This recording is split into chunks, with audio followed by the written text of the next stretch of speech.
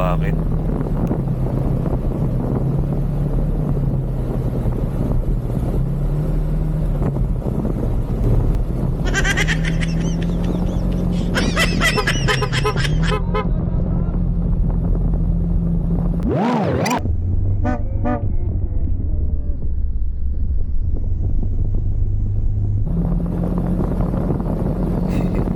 Mga idol pala natin yan eh.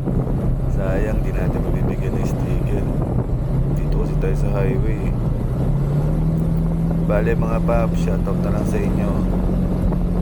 Papanood nyo naman to eh. Ingat kayo. Wala, yung pinakakilala na pala sa akin.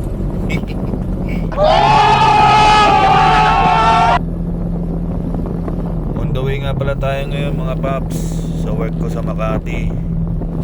So, thank you sa mga supporters ko dyan. See you my next vlog.